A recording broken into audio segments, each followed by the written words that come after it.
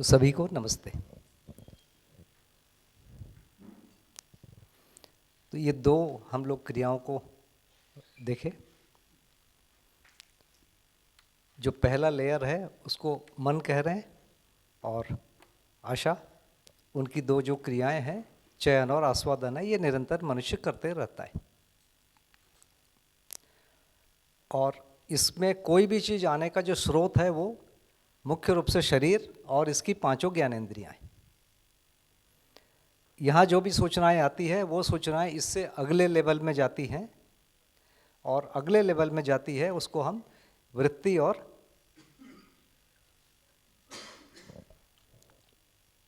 विचार कहते हैं।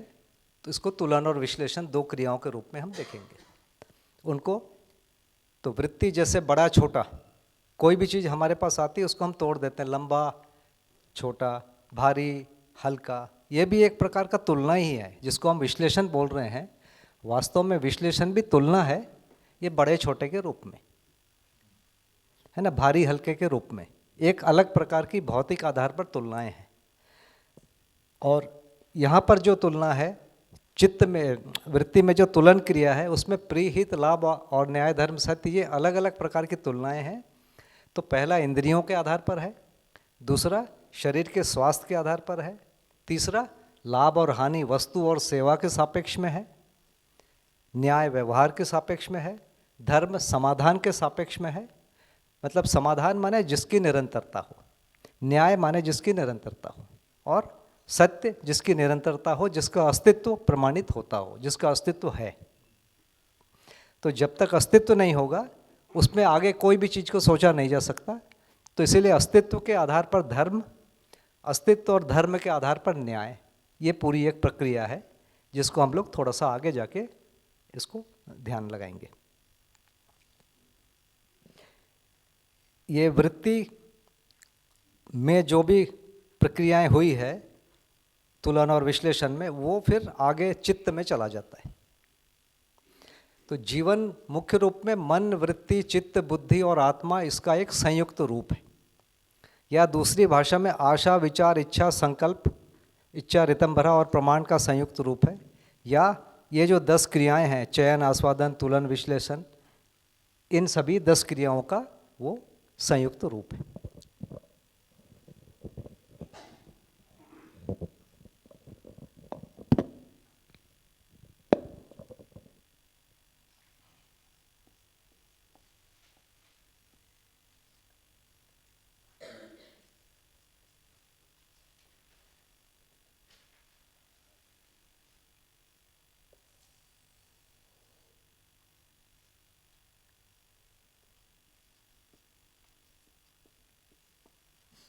तो वृत्ति से जो भी चीज़ें बनी हैं वो सारी सूचनाएं अब चित्त के पास पहुंचेगी। तो चित्त में एक चीज़ होती है इच्छा। जैसे मैं कहता हूं कि मेरी घर जाने की इच्छा हो रही है, होता क्या है, मुझे बार बार मुझे अपने घर का चित्र दिखता है, मेरे माता पिता, भाई बहन, मित्र जो भी आसपास है उनका चित्र बार बार दिखने लगता है। तो मैं एक शब्द बना के बोलता हूँ मुझे घर जाने की इच्छा हो रही है। बार बार मैदान में जाना, खेलने की इच्छा होना, बाकी खेलते हुए दिखना, मैं खेल रहा हूँ, ये कल्पना आने लगती है, ये चित्र बनने लगते हैं। तो मैं कहता हूँ कि मेरी खेलने की इच्छा हो रही है। तो इच्छा क्या है, वास्तव में बहुत सारे चित्र हैं, उसका एक संयुक्त रूप है। उसको हम एक शब्द देके बोलते हैं खेलने की इच्छा, या घर जाने की इच्छा, या कुछ करने की इच्छा हो रही है। तो इच्छा वास्तव में कोई क्रियाएं हैं। तो मुख्य रूप में इच्छा को जब हम क्रियाओं के रूप में देखते हैं, तो जो भी हमने इस लेवल पर जो भी किया, ये जितनी भी क्रियाएं हैं, ये चारों, ये पूरा एक जगह पर रिकॉर्ड हो जाता है, उसको कहते हैं चित्रण। तो चित्रण मुख्य रूप से 2 प्रकार की क्रिया है, चित्र ग्रहण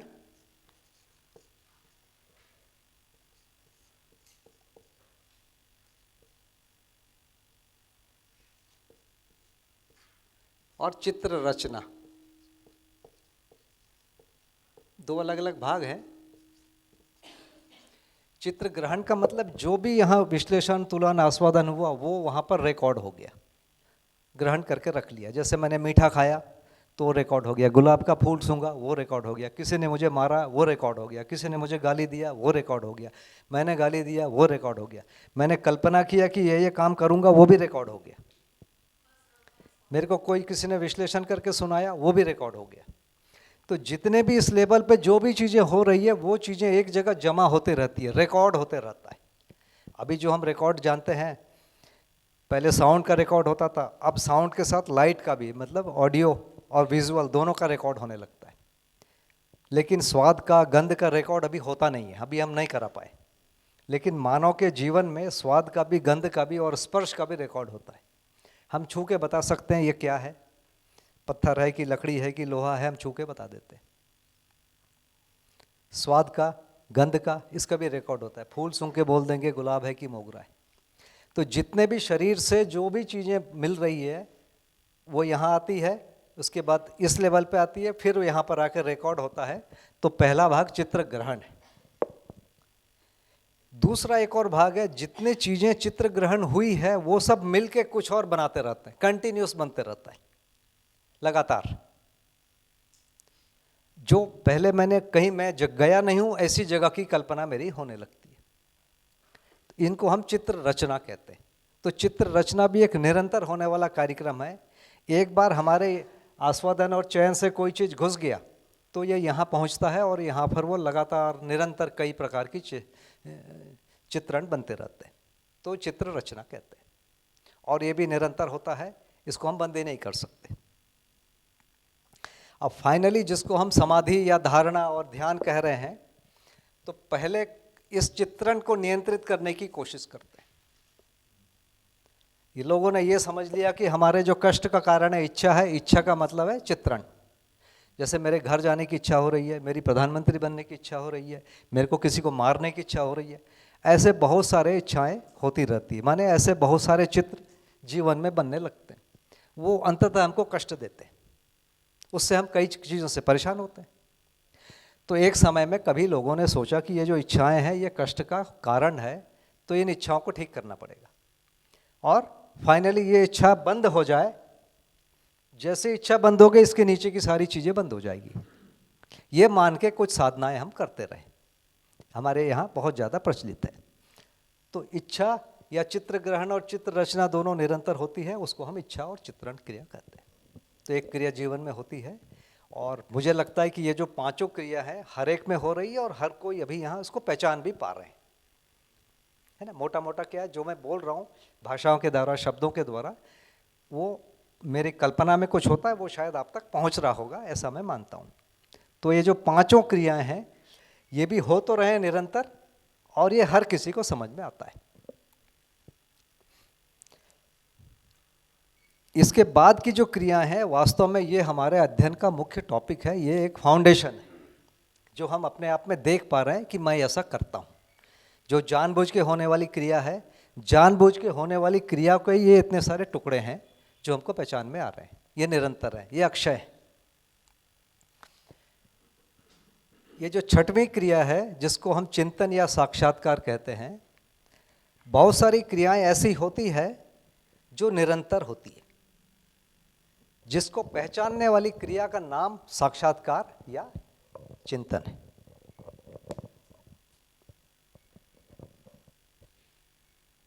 जैसे पृथ्वी निरंतर घूम रही है, तो कोई चीज निरंतर को पहचानेगा कौन? जो स्वयं निरंतर हो वही तो निरंतर को पहचानेगा। मेरी आयु 40 साल की है या 50 साल की है, तो मैं 50 साल तक की चीज़ों को बोल सकता हूँ, मैं उसके आगे कैसे बोलूँ? लेकिन निरंतर चीज़ें हैं या होंगी, इसको पहचानने की मानव में एक बड़ी भयंकर कामना है, और वो हजारों सालों से है। इस चीज़ को पहचानने वाली हमारे जीवन में एक अलग प्रकार का बल है, इसका नाम है साक्षात्कार या चिंतन, जो निरंतर रहने वाली चीज़ों को ही पहचानता है। इस निरंतर, जैसे हम बोल रहे हैं कि जैसे ये अक्षय है या निरंतर है, उसको पहचानने वाली सारी चीज़ें, जैसे आकाश है, आप जाते जाइए कहीं भी वो एंड नहीं होगा। तो ये व्यापक निरंतर इस प्रकार की जो चीज़ें हैं, इसको पहचानने वाली जीवन में एक बल है, उस बल का नाम है साक्षात्कार या चिंतन। इसकी वस्तु फिर अलग होगी। जो मैं खाने पीने रहने शरीर से संबंधी जो भी चीज़ सोचूंगा वो तो क्षयशील है, कुछ दिनों में समाप्त हो जाता है। पेड़ लगाता हूँ, पेड़ मर जाता है। घर बनाता हूँ, कुछ दिन में घर खत्म हो जाता है। कोई भी चीज़ बनाता हूँ वो खत्म हो जाता है। तो निरंतर पहचानने होने वाली चीज़ें हैं, उसको पहचानने वाली जीवन में एक बल है। उस बल का नाम साक्षात्कार या चिंतन है। उसके आधार पर ही हमारा पूरा कार्यक्रम होगा। तो जब तक ये नहीं होता है तो मनुष्य बहुत शॉर्ट टर्म गोल में लगा रहता है, और जैसे ये होता है फिर वो लॉन्ग टर्म गोल में लग जाता है या निरंतर वाले गोल में लग जाता है, फिर वो काम कर पाता है। उसके लिए हम लोग जो भाषा प्रयोग करते हैं कि साक्षात्कार जागृत होना चाहिए, साक्षात्कार एक्टिव होना चाहिए, चिंतन जागृति होनी चाहिए, इस भाषा का हम प्रयोग करते हैं। तो इस जगह पर जब आएंगे तो मनुष्य का लक्ष्य फिर स्पष्ट होता है। जैसे अभी किसी भी बच्चे से पूछो क्या तुम बनना चाहते हो, कोई बोलेगा डॉक्टर बनना चाहता हूँ, कोई बोलेगा जज बनना चाहता हूँ, कोई बोलेगा क्रिकेटर बनना चाहता हूँ। वो इतना ही छोटा सा बात बोलता है। क्रिकेटर बनोगे कितने साल तक बनोगा? भाई 5 साल खेलूंगा या 10 साल खेलूंगा। उसके आगे क्या करोगे? खत्म वो लक्ष्य। पढ़ना चाहता हूँ, 10 साल 15 साल पढ़ेगा, फिर लक्ष्य खत्म। तो हम अपने लक्ष्य को निरंतर के रूप में नहीं देख पा रहे। तो साक्षात्कार वो चीज़ है जो हमारे लक्ष्य को भी निरंतर के रूप में पहचानेगा। पहला ये इसका भाग है।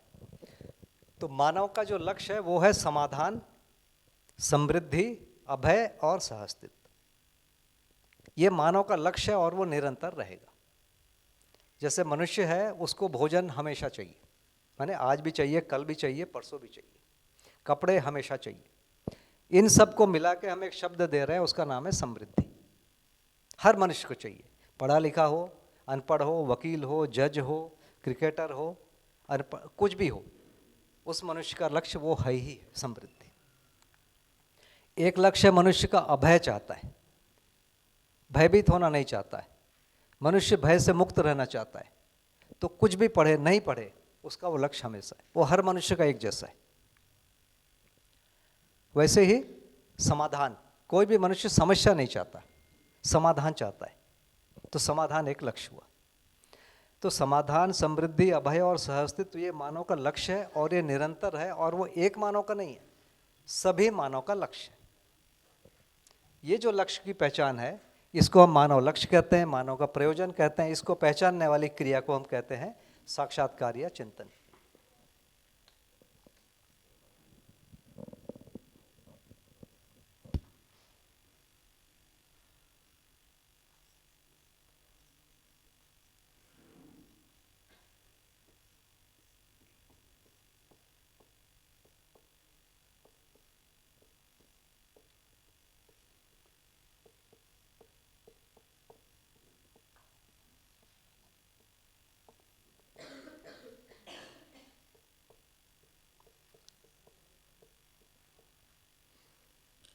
इन चारों को सोचेंगे तो ये हर मनुष्य का लक्ष्य है।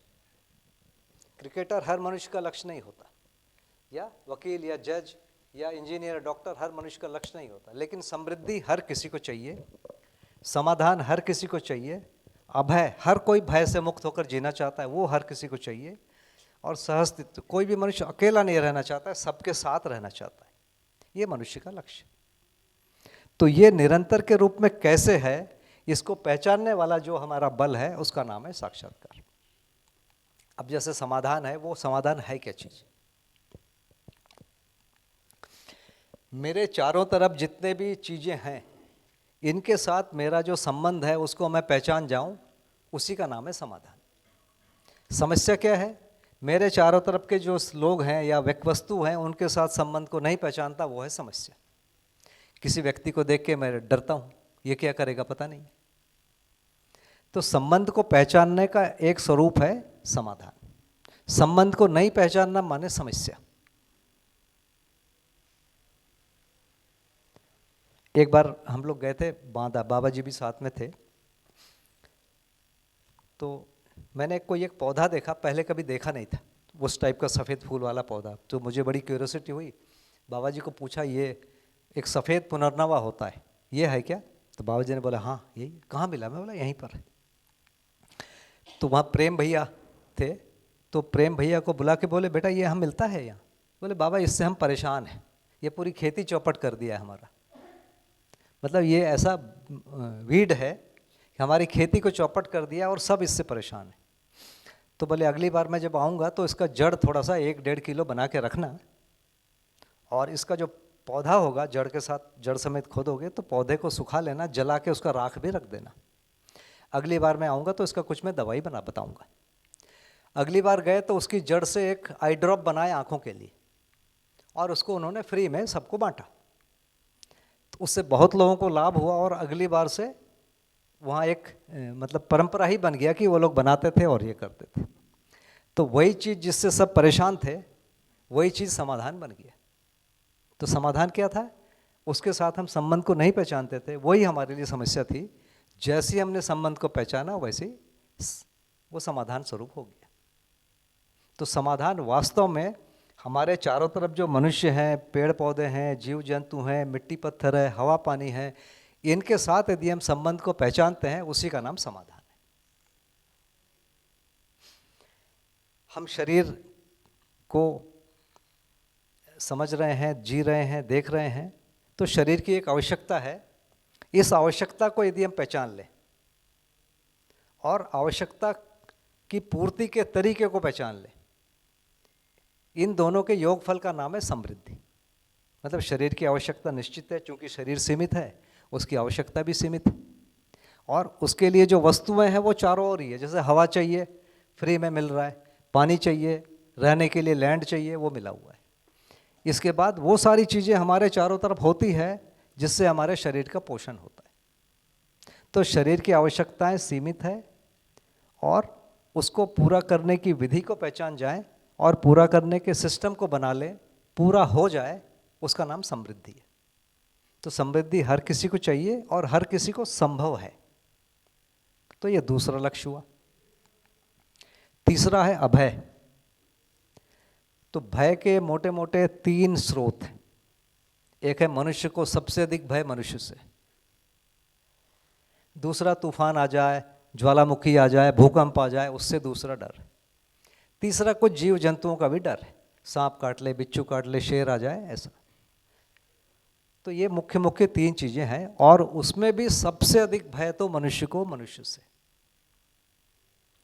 तो मनुष्य के साथ संबंध को पहचानना माने अभय, मनुष्य के साथ और प्रकृति के साथ संबंध को नहीं पहचानना माने भय। और यह सभी के लिए है। तो ये मानव का लक्ष्य है, एक मानव का नहीं, सभी मानव का लक्ष्य है। छोटे बच्चों का, युवा का, बूढ़ा का, महिला का, पुरुष का, रोगी का, स्वस्थ का, भारतीय का, पाकिस्तानी का, अमेरिकन का, सबका एक लक्ष्य हो गया।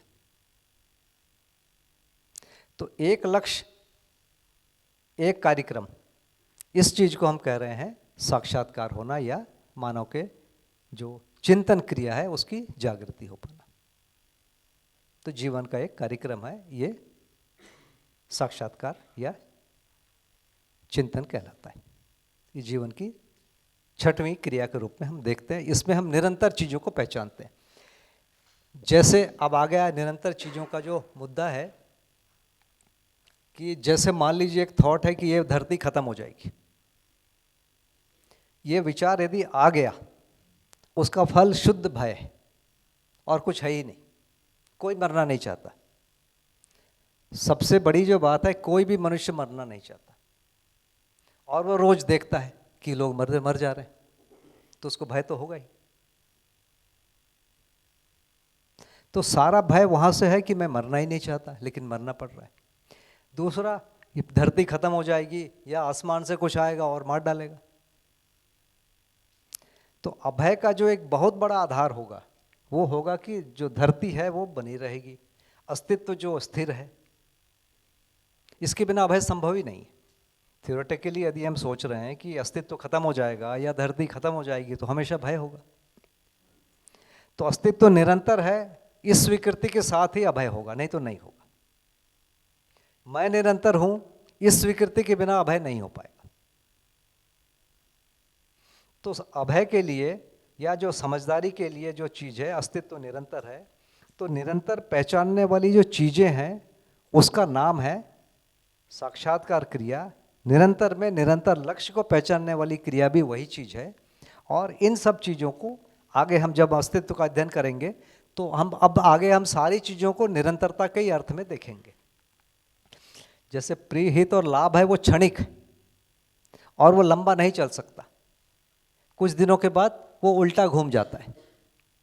जैसे सुबह की चाय अच्छी लगती है, दोपहर को चाय अब अच्छी नहीं लगती, दोपहर को ठंडा पीने का मन होता है। तो ये सारी चीज़ें प्रीहित लाभ लंबे समय तक नहीं चल पाता है, लेकिन न्याय धर्म और सत्य लंबे समय तक या निरंतर रह सकता है। तो उसके अध्ययन के लिए हमारे जीवन में एक फैकल्टी है जो इसका अध्ययन कर सकती है, जो इसको पहचान सकती है, उसको हम साक्षात्कार या चिंतन कह रहे हैं। तो ये छठवीं क्रिया है चित्त में। यहाँ जो भी चीज़ें होती है ये फिर बुद्धि में जाती है। मतलब बुद्धि में जाती का मतलब बुद्धि में कोई भी चीज़ जिसके ऊपर में पहुँचने का स्रोत नीचे वाला ही हुआ। तो ये जो चीज़ें बुद्धि में जाती है और वहाँ सारी चीज़ें हमेशा हमेशा के लिए बन जाती है, इसको हम जानना कह रहे हैं।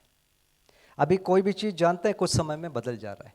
मान लीजिए कोई चीज़ हम वहाँ तक पहुँच गए कि अब इसमें कोई परिवर्तन नहीं होगा, उसको हम कह रहे हैं बोध हो गया। तो बुद्धि की जो क्रिया है उसका नाम है बोध। बोध का एक अर्थ है जानना।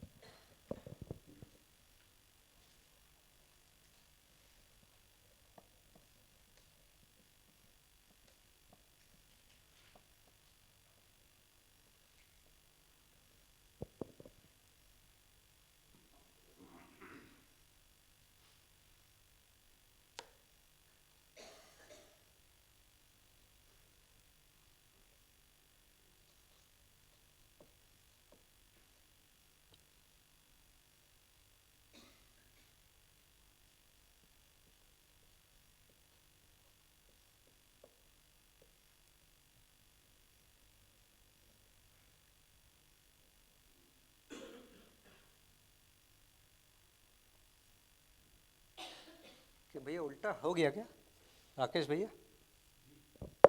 ये ठीक है ये? ठीक।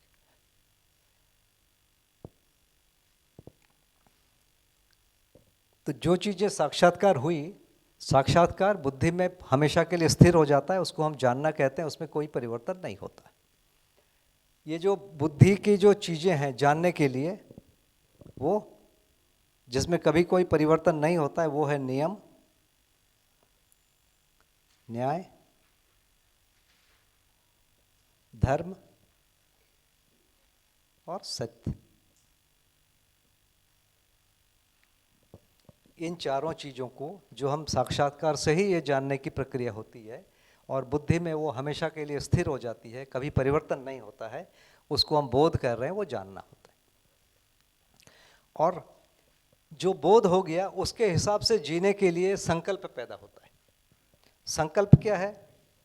जैसे इच्छा में हम दूसरे को नियंत्रित करते हैं। जैसे मान लीजिए मैं चाहता हूँ कि ये व्यक्ति उठे और बैठे, ये मेरी इच्छा है। मैं ताजमहल बना दूँ, मैंने मिट्टी पत्थर सबको जमा करके एक आकार दे दिया, ये मेरी इच्छा है। गाड़ी चलाऊँ, ये इच्छा है। इच्छा में हम दूसरे को नियंत्रित करते हैं और संकल्प में हम अपनी इच्छाओं को, विचार को, आशा को, इन चीज़ों को नियंत्रित करते हैं, इससे नीचे जो भी चीज़ है।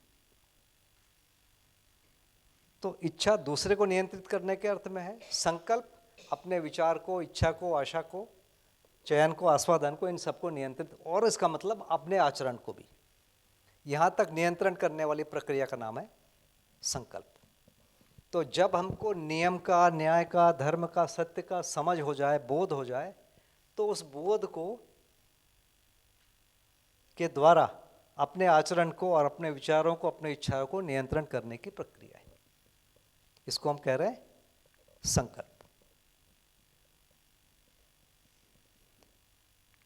तो जब हम ऐसा कर पाए, इसके आधार पर अपनी इच्छा विचारों को नियंत्रित किए, अपने आचरण में आए, इसके बाद फिर हमको जो आस्वादन होता है, तो कुछ आस्वादन शरीर वाले होते हैं, खट्टा मीठा ये सारी चीज़ें, लेकिन कुछ चीज़ें आस्वादन है जो निरंतर होता है, जैसे विश्वास है, सम्मान है, स्नेह है, प्रेम है, और इसके साथ सुख है, शांति है, संतोष है, आनंद है।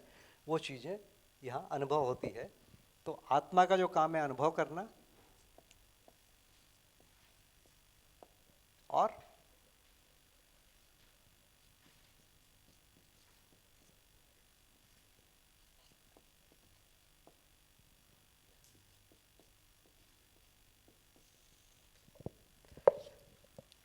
थोड़ी देर के बाद इसको अपन अच्छे राइटिंग में लिख देंगे, बढ़िया है ना।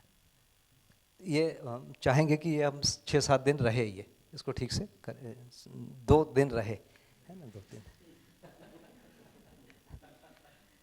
क्या वो आदत हो गई ना। तो कुल मिला के जीवन एक ऐसी चीज है जो शरीर से भिन्न है, वो अक्षय बल अक्षय शक्ति संपन्न है, शरीर को चलाता है, और जीवन में ये 10 प्रकार की क्रियाएं होती है, और पहले स्तर पर ये 2 क्रियाएं हैं। इन क्रियाओं से जो सूचना मिलती है उसको और आगे प्रोसेस होता है, ऐसा क्रम से होते होते अनुभव होता है। अनुभव माने सुख शांति संतोष आनंद और इसकी निरंतरता। तो ये जीवन है, और ये जीवन का लक्ष्य के रूप में आता है। तो लक्ष्य हम 2 प्रकार से देख पा रहे हैं, एक मानव लक्ष्य,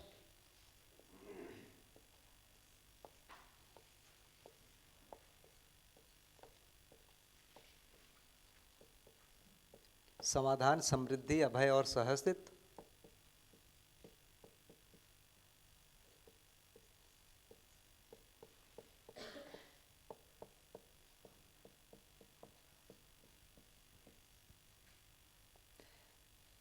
जीवन लक्ष्य।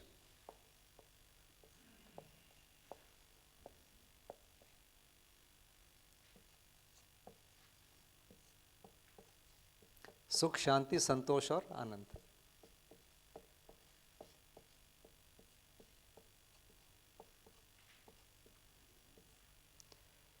और ये जुड़े हुए हैं, मतलब सुख शांति संतोष आनंद पाने के लिए अनिवार्य कंडीशन हो कि समाधान समृद्धि अभय और सहअस्तित्व। जैसे समाधान के बिना समृद्धि नहीं मिलेगा। समृद्धि क्या चीज़ है? अपनी आवश्यकताओं को समझ पाना और उसको पूरा कर पाना। तो समाधान के बिना कभी भी समृद्धि नहीं होगा। हम और करते ही रहेंगे, कभी भी वो तृप्ति बिंदु पकड़ में नहीं आएगा। उस तृप्ति बिंदु को पहचानने का नाम है समाधान। तो पहले समाधान होगा, उसके बाद समृद्धि होगी, उसके बाद अभय होगा, उसके बाद सहअस्तित्व होगा, और इसी क्रम में सुख होगा, शांति होगा, संतोष होगा, आनंद होगा। इनको छोड़ के ये चारें नहीं मिलेगी। समाधान समृद्धि को, अभय सहअस्तित्व को छोड़कर सुख शांति संतोष और आनंद नहीं मिलेगा। तो इसके लिए जो पहले स्तर का जो समझ है, जीवन नाम की कोई चीज है, जीवन में भी साक्षात्कार, बोध, संकल्प, अनुभव, प्रामाणिकता, ये जो क्रियाएं हैं ये निरंतरता को पहचानने वाली है, और इसके साथ जीने वाली जो क्रिया है उसके साथ ये चीज़ें होंगी। बिना निरंतरता को पहचाने अभी जैसा हम जी रहे हैं, मानव जाति बहुत बढ़िया जी रही है, इससे बढ़िया जीना मुश्किल है। क्योंकि इसमें हम वहाँ तक पहुँच गए हैं कि एक आदमी का दिमाग सरक गया तो पूरी धरती खत्म, वहाँ पर पहुँच गए। और कम से कम देखिए ना, जब बाबर भारत आया था 500 साल हो रहा है ना, 1526 में आया था, है ना, बिल्कुल 500 साल हुए। तो अभी 2026 है। तो उस समय भारत में बम और बंदूक और गोला बारूद नहीं था, बारूद था उसके पास, इसलिए वो जीत गया। और अभी 100-150 साल पहले जब आज़ादी की लड़ाइयाँ ये सब शुरू हुई, गली गली में बम बनते थे और बंदूकें बनती थी, माने वो सारे सामान मार्केट में मिलने लग गए थे। और उसके बाद अभी एटम बम बना है, अभी 100 साल नहीं हुआ है, उसके सामान बहुत काले मार्केट में हो गए हैं। अगले शायद 100 सालों में मार्केट में बहुत सामान मिलेगा, कोई भी एटम बम बना लेगा। पहले एक देश बनाया, फिर अभी 10-12 बना लिए, कुछ लोग डिक्लेयर किए हैं, कुछ नहीं किए। तो शायद ऐसा भी हो जाए कि छोटे मोटे जो गुंडे हैं वो भी एटम बम बना ले, है ना। आगे यहाँ पर हम बढ़ रहे हैं।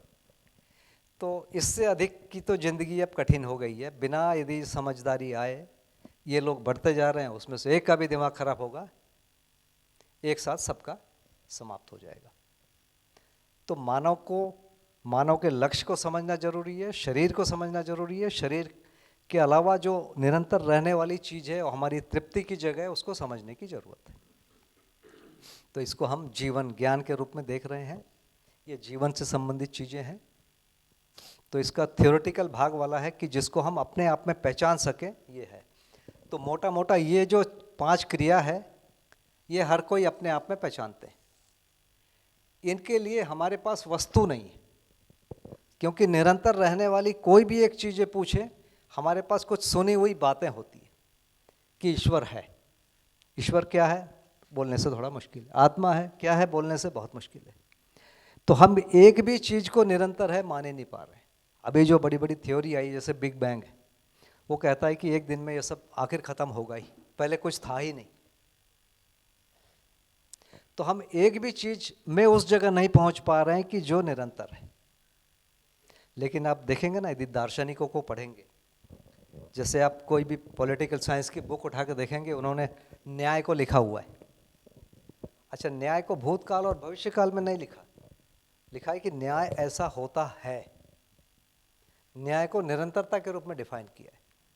जैसे राष्ट्र की जो डेफिनेशन है, राष्ट्र निरंतर, राष्ट्र की मृत्यु नहीं होती। एक राष्ट्र का दूसरे राष्ट्र में विलय होगा, मरेगा नहीं। जैसे कंपनी बनी, कंपनी मरेगी नहीं, उसका वो जीवित है, निरंतर है वो। वैसे लॉ कोई हम बना रहे हैं तो लॉ निरंतर के अर्थ में ही बनेगा, कुछ समय के लिए लॉ नहीं बन सकता।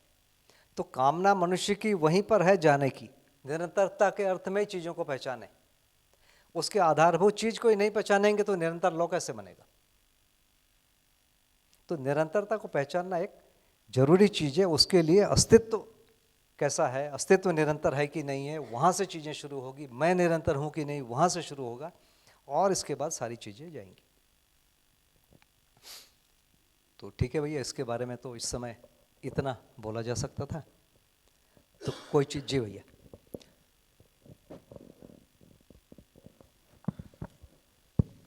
भैया दो चीज़ें अगर थोड़ा सा और उसको मतलब मेरे से शायद मिस हो गया समझने में। एक है समृद्धि, क्या, और थोड़ा सा उसके बारे में बताएं। और जो संकल्प बोला, तो क्या संकल्प ऐसे 0-1 में होता है नहीं है, या इसका कोई एक प्रोसेस होता है कि थोड़ा बना है और फिर धीरे धीरे बनता है, कैसे होता है? देखिए भैया, होता तो है 0 या 1 में ही होता है, लेकिन प्रक्रिया 0-1 में नहीं है। जैसे हमको बताया जाता है कि ये हमारे भाई है, हम उनसे ऐसा व्यवहार करो, हम करते हैं। तो ये प्रक्रिया को यदि हम देखेंगे तो कुछ हो रहा है।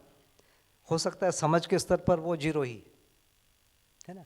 तो यदि हम प्रक्रिया को देखेंगे तो वो उससे थोड़ा आगे है, लेकिन वास्तव में या फिर होता है या फिर नहीं होता है, या फिर मैं किसी को सम्मान करता हूँ या नहीं करता हूँ, लेकिन एक्टिंग में देखेंगे कि हाँ कुछ कुछ हो रहा है। समृद्धि का भी वैसे ही है, आवश्यकता से अधिक हमारी वस्तुओं होना, जो शरीर की जरूरत है। तो आवश्यकता को पहचानना नहीं बन पा रहा है। जो सारी गड़बड़ी हो रही है, आवश्यकता को हम शरीर से जोड़ के देख रहे हैं कि जीवन की जोड़ से देख रहे हैं। जैसे वास्तव में मुझे 10 घर नहीं चाहिए, लेकिन लोग बना रहे हैं, है ना। कमरे हैं, मैं सोचता हूँ कि ज़्यादातर लोगों के जो घर हैं वो हर कमरे में जा ही नहीं पा रहे। अभी इतने बड़े घर हो गए, तो कितनी आवश्यकता ये समझ में नहीं आई है, और वो हर जगह पर है। तो आवश्यकता निश्चित नहीं हुई, पहला। दूसरा, उसको पूरा करने की विधि में भी गड़बड़ हो गया है। अभी जैसा जैसे हम लोगों ने जिस धरती को बीमार किया, वो तो आवश्यकता निश्चित नहीं है, उसी से झंझट हुआ है सारा। उसको पहचाने होते तो यहाँ तक बात नहीं जाती।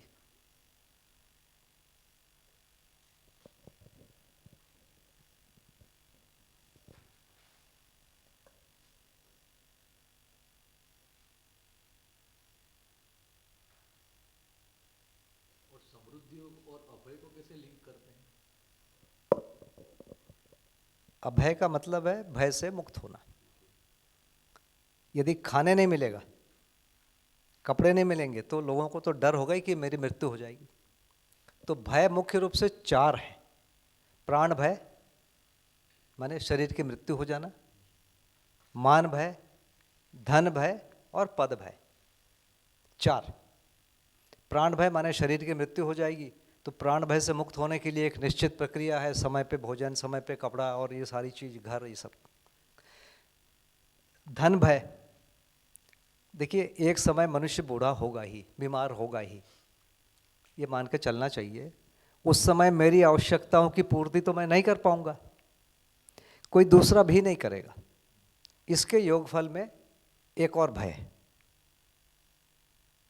धन का जो भय है, आवश्यकता, धन माने आवश्यकता, तो मैं भी नहीं कर पाऊंगा, दूसरा भी नहीं कर पाएगा, इन दोनों की स्वीकृति के साथ धन भय। मान भय, मैंने अपने आप को खूब बढ़ा चढ़ा के प्रस्तुत करके रखा हुआ है, मुझे हमेशा लगता है कि कल मेरी पोल खुली और कल मेरी पोल खुली। ऐसी कंडीशन में हमेशा मान का भय रहेगा ही रहेगा। और वैसे पद, एक प्रकार के पद हैं, जैसे मैं किसी का बड़ा भाई हूँ, अब कुछ भी हो जाए बड़ा भाई रहूँगा ही, है, वो नहीं जाने वाला, है ना। किसी का मतलब पति हूँ या बेटा हूँ, वो पद नहीं जाएगा। लेकिन कुछ पद ऐसे हैं जो मैं थोड़े समय के लिए यहाँ बैठा हुआ हूँ, कुछ समय बाद ये जाना ही है। तो जैसे ही हम सोचते हैं कि ये जो पद है ये निरंतर है, वहाँ से पद का भय होने लगता है। तो धन भय, मान भय, पद भय और प्राण भय, ये चारों भय के अलग अलग स्वरूप हैं। इसमें से बहुत बड़ा हिस्सा मानसिक है, बहुत बड़ा, तो इसके बिना भय नहीं जाएगा। तो अभय का एक बहुत बड़ा कारण मानव मानव के बीच में विश्वास ही होना है। अभी मानव को सबसे अधिक भय मानव से, और उसके लिए भी निश्चित हमारी कुछ प्रक्रिया है, उसके कारण भय। जैसे आपको पता चला कि यहाँ के लोग मारपीट करते हैं, तो कोई यहाँ नहीं घुसेगा, भय लगेगा लोगों। तो मेरा एक निश्चित आचरण है जो सबको अभय कर रहा है, वैसे ही आपका एक निश्चित आचरण है जो सबको अभय कर रहा है। तो उस आचरण को पहचानना पड़ेगा जो भय का कारण है या अभय का कारण है। कोई एक आचरण है जिससे आप लोग भयभीत है, या मेरे कोई विचार हैं जिससे भयभीत है। मैं कहता हूं कि सबको मार डालो, या इस जाति वाले को मार डालो, इस देश वाले को मार डालो, इस धर्म वाले को मार डालो, कुछ भी मैं बोलता हूं, इससे लोगों को भय होगा। तो हमारा एक निश्चित विचार है जिसका फल अभय है, एक निश्चित व्यवहार है जिसका फल अभय है, उसको हम नहीं पहचान पाते। उसको पहचान लेना और उसको अमल में ला लेना, आचरण में ला लेना, वो अभय। आप पुराने ग्रंथों को देखेंगे, पुराने, उसमें बोला ही गया कि मारो। अब अभी जो प्रचलित है वो बोल रहा है कि हर मानव समान है। अभी आप बोल नहीं सकते कि ये छोटा है, अभी दुनिया में इतना आ गया। अब ये अभी अभी की बात ही है। जैसे एक वाटसन नाम के साइंटिस्ट हुए थे, उन्होंने ह्यूमन जीनोम का ये डिकोड किया था। उन्होंने एक बार बोल दिया कि अपने शोध के आधार पर बोल दिया कि निगरों में बुद्धि कम होती है। उनको पद छोड़ना पड़ा, बोले हो गया बेटा जाओ। अब वहां तक पहुंच गया आदमी कि ये बोल ही नहीं सकता, मन में भले ही आप मानते रहो लेकिन अब बोल नहीं सकते। पहले बोला जाता था, आज से 100 साल 200 साल पहले बोला जाता था, अब बोल नहीं सकते। तो थोड़ा सा हम आगे बढ़ गए हैं, और थोड़ा सा आगे बढ़ना है कि ये आचरण में हमारे।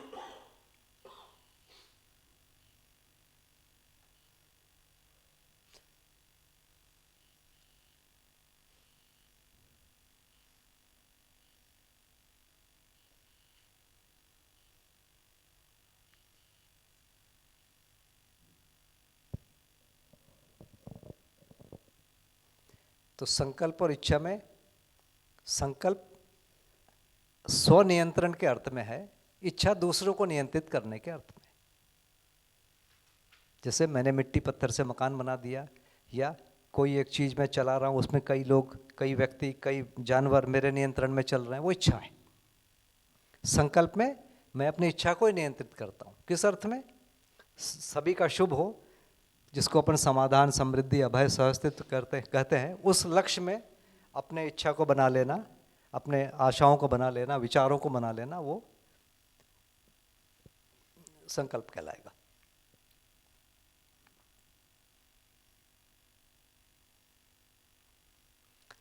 तो यदि हम आगे बढ़ने का सोचेंगे तो अब जो आगे हमारा चर्चा का मुद्दा होगा नियम न्याय धर्म सत्य, ये 4 मुद्दा जिस पर हम चर्चा करेंगे। और जीवन और अस्तित्व के बारे में, समाधान समृद्धि अभय सहअस्तित्व, सुख शांति संतोष आनंद और अस्तित्व, इस आधार पर चर्चा करेंगे कि निरंतर चीज़ें क्या क्या हैं और वहाँ से फिर हमारा अध्ययन आगे बढ़ेगा। अभी तो हमने स्वीकार किया या मान लिया कि जीवन में निरंतर चीज़ों को पहचानने वाला कोई एक तत्व है जिसको हम साक्षात्कार कह रहे हैं, और उसकी जागृति होने के बाद ही बाकी सारी चीज़ें हमको निरंतर के अर्थ में समझ में आएगी, उसके पहले नहीं आएगी। लक्ष्य निरंतर नहीं रहेगा, तो उसके बाद ही लक्ष्य निरंतर होगा, उसके बाद कार्यक्रम वो बनेंगे जो उनको फल देंगे।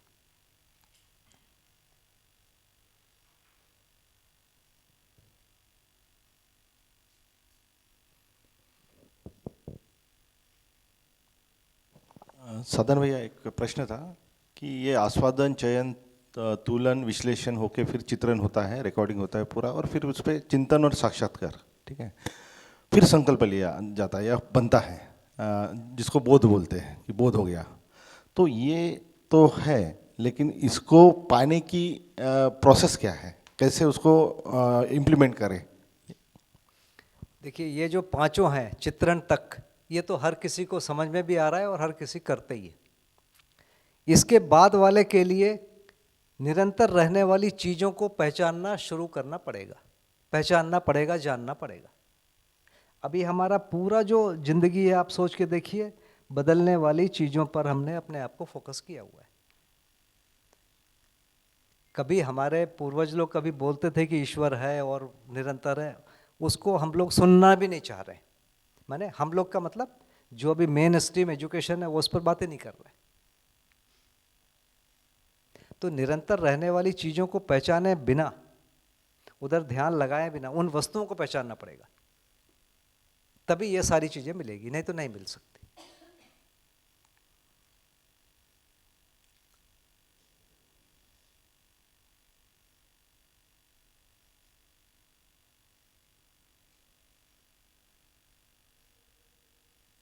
तो अस्तित्व दर्शन का इसके बाद चर्चा शुरू करेंगे, क्योंकि जीवन की चर्चा थोड़ी सी ज़रूरी है। अस्तित्व दर्शन के बाद जीवन पर और हम गहराई से जा पाएंगे, क्योंकि अस्तित्व एक बार स्पष्ट होना जरूरी है। तो इतने में जो भी बात आई, कोई चीज़ यदि अस्पष्ट है तो थोड़ी चर्चा हम कर सकते हैं। जी। आत्मा में जो अनुभव होता है वो सिलसिला क्या रहता है, यानी एग्जैक्टली क्या होता है, या उसके परिणाम क्या आदमी महसूस करता है, व्यक्तिगत स्तर पे या सामूहिक स्तर पे?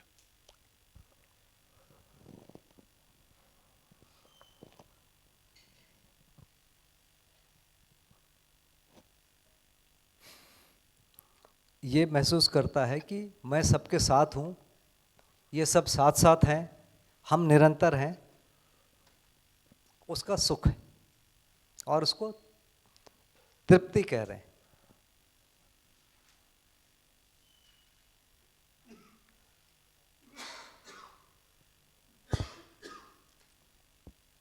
जैसे न्याय हम कह रहे हैं, तो न्याय क्या चीज़ है?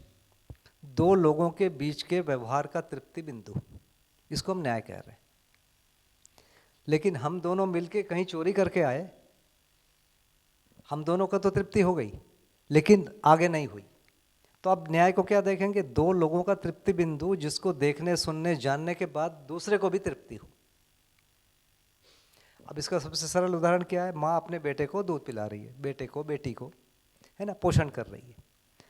वो माँ को भी तृप्ति है, बेटे को भी तृप्ति है, देखने वाले को भी तृप्ति है। यदि नहीं करती है माँ, तो बेटा भी अतृप्त है, माँ खुद भी अतृप्त है, और देखने वाला भी दुखी है, अतृप्त। तो ऐसे कुछ सेट हैं जिसमें सब तृप्त हो सकते हैं, उन चीजों को पहचानना है।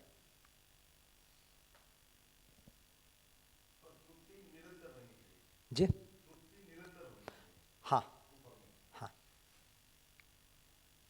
अब जैसे माँ बेटे को दूध पिलाएगी कितना दिन? 1 साल, 1.5 साल, 2 साल, उसके बाद तो फिर उसके आगे वाला है कि बच्चा खुद से खाना सीख जाए, उसके आगे खुद कमा के खाना सीख जाए, उसके बाद कमा के खाना अपने बच्चों को पालना भी सीख जाए, जो हमने माँ ने किया था वो वहाँ तक पहुँच जाए।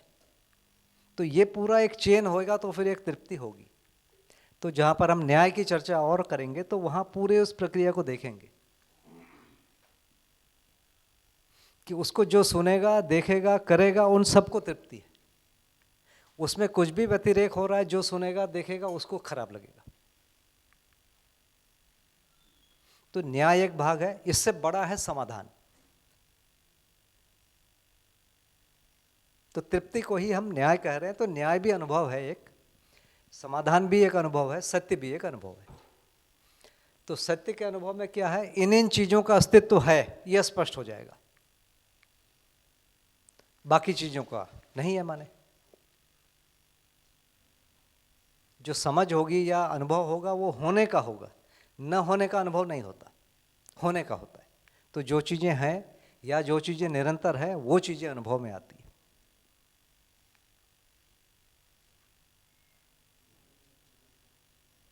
तो यहाँ पर हम उस वाक्य को लेकर चलेंगे कि अनुभव को बताया जा सकता है, और अनुभव को सबसे ज़्यादा अच्छे से बताया जा सकता है।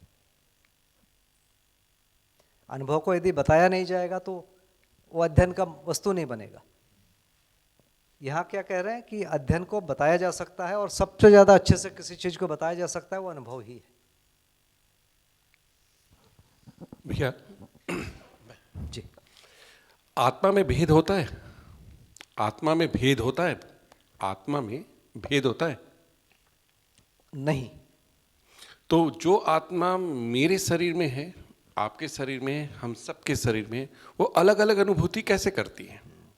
जी, जिसको आप अभी आत्मा बोल रहे हैं, हम लोग अभी हम लोग इस तरीके से जो बात कर रहे हैं उसमें इसको या इसको या इसको या इसको हम आत्मा कह देते हैं,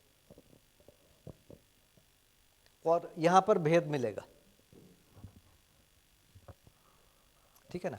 मतलब मन को या वृत्ति को या चित्त के आधे भाग को ही हम आत्मा बोल के करते हैं, उसके कारण भेद होता है। तो मूल में ये जो पांचों हैं, ये जो 10 क्रियाएं हैं अविभाज्य हैं, ये एक दूसरे से अलग नहीं हो सकती। और आत्मा तक कोई चीज़ पहुंचने के लिए ये पूरे क्रम पूरे होने पड़ेंगे। तो ऐसी कंडीशन में चूंकि हमने शब्द को सुन लिया है, हम बोल रहे हैं, तो कुछ लोग बोलते हैं कि आत्मा एक होती है, तो हम भी बोलते हैं। तो कंसेप्ट के रूप में हमारे पास अभी नहीं पहुंचा है। तो इस रूप में जो आपने प्रश्न पूछा, ये बिल्कुल आत्मा सबकी एक होती है कह रहे हैं। और आगे जो हम कह रहे हैं, जो शुरू में थोड़ा सा बात किया कि जीवन सब में समान होता है। माने समान किस अर्थ में? अक्षय शक्ति, अक्षय बल मुझ में भी है, आप में भी है। एक महिला में है, एक पुरुष में, एक छोटे बच्चे में, एक बूढ़े में।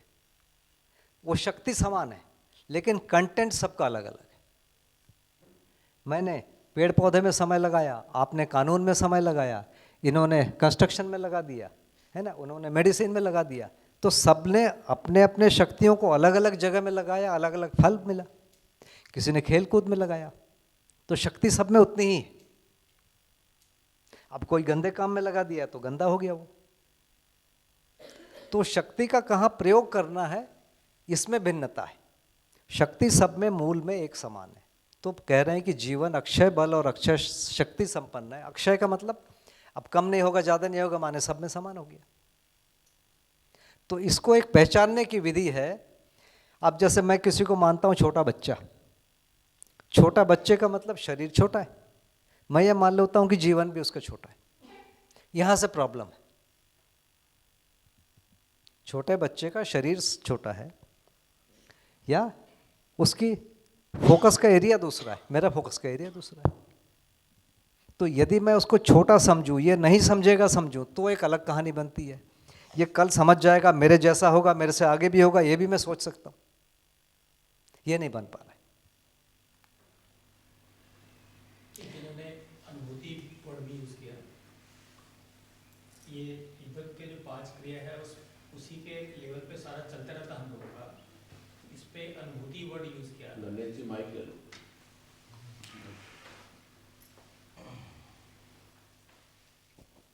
हाँ, मतलब एक तो आत्मा कह दिया ये 5 नीचे वाले को, और दूसरा उसके साथ में अनुभूति भी वर्ड यूज़ किया, ये मैं कह रहा हूँ। तो अच्छा, आत्मा में अनुभव होता है। हाँ, तो वो जो है नीचे इधर थोड़ा भास आवास वगैरह को खोलना हो तो। अनुभव शब्द को लेके बड़ा प्रॉब्लम है। वेस्ट में ये माना जाता है कि इंद्रियों के साथ जो होता है वही अनुभव है, जो मेन लाइन है। थोड़ा बहुत तो हट के भी लोगों ने बात किया है। तो जो खाया पिया जो 5 ज्ञानेंद्रियों से हो रहा है उसको अनुभव बोल रहे हैं। हमारे देश में जो ज़्यादा प्रचलित रहा, 5 ज्ञानेंद्रियों से जो हो रहा है उससे परे कोई चीज़ अनुभव है। वो क्या है उसको बताना संभव नहीं है ना। ये दूरियां हैं। माने अनुभव शब्द दोनों प्रयोग कर रहे हैं। जैसे हमारे देश में मन प्रयोग होता है और बाहर माइंड प्रयोग होता है, जो अंग्रेजी भाषा में माइंड बोलते हैं। अब हमारा मन है भारत में जो भी, चाहे बौद्ध हो, चाहे जैन हो, चाहे सनातनी हो, वो कह रहे हैं कि मन हमेशा शरीर से भिन्न है। माने शरीर की मृत्यु होगी लेकिन मन नहीं मरेगा। उसी का आगे कहीं ना कहीं पुनर्जन्म की बात किया है। तो हम लोग भी मन शब्द का प्रयोग कर रहे हैं, पर वो शरीर से भिन्न है। वेस्ट में भी मन के जगह माइंड को प्रयोग कर रहे हैं, लेकिन वो शरीर का ही पार्ट है, ब्रेन से भिन्न नहीं है। तो हम लोग जब ट्रांसलेट करते हैं माइंड को मन बोलते हैं, लेकिन वो चीज़ खत्म हो गया। तो भाषा वही प्रयोग करते हैं, अनुभव शब्द वो भी बोल रहे हैं। तो अनुभव वो इंद्रिय अनुभव के लिए बोल रहे हैं, और ये जो धार्मिक लोग जो हैं वो इंद्रियातीत अनुभव के लिए बोल रहे हैं। यहाँ पर मुख्य रूप से व्यवहारिक अनुभव की पहले बात किया जाएगा, और उसके आगे जाके और आगे मतलब समाधान की, समृद्धि की, अभय की, इनकी बात होगी। मतलब मन ही सूक्ष्म शरीर हुआ। हाँ, मन, वृत्ति, चित्त, बुद्धि और आत्मा ये अविभाज्य हैं, ये टूट ही नहीं सकते। जो जैसे मैंने शुरू में बाबा जी के इसको बोला, जो जीव है वो जीवों के हृदय में आत्मा बैठ जाता है और आत्मा कर्म बंधन में आ जाता है, और जिस दिन आत्मा निकल के वापस ब्रह्म में विलय हो गया वो मोक्ष हुआ। तो पहले आत्मा जीवों के हृदय में बैठा, उससे जीव कर्म बंधन में आया। यदि आत्मा नहीं बैठता तो जीव कर्म बंधन में नहीं आता। बाबा जी ने जो प्रश्न उठाया था, तो जब आत्मा नहीं बैठा था तब तो जीव मुक्त ही था। आत्मा के बैठने से ही तो जीव कर्म बंधन में आया, तो आत्मा बंधन का कारण हुआ, और आत्मा वापस मिल गई तो जीव फिर से मुक्त हो गया। तो उनका जो भी ये है कि आत्मा और मन, जो मन, बुद्धि, चित्त, अहंकार और आत्मा, ये अलग अलग है, ये अलग हो सकते हैं। यहाँ पर मध्यस्थ दर्शन में ये बहुत ही स्पष्ट है कि ये 5 अविभाज्य, कभी अलग होंगे ही नहीं। आत्मा और मन, हाँ, मन, वृत्ति, चित्त, बुद्धि, आत्मा, ये 5 हैं, 5 एक साथ ही रहेंगे। अब इसमें अंतर क्या होगा? मन वृत्ति के अनुसार हो जाए, वृत्ति चित्त के अनुसार हो जाए, चित्त बुद्धि के अनुसार हो जाए, इन सब में एक सूत्रता हो जाए, उसको अपन अनुभव बोल रहे हैं।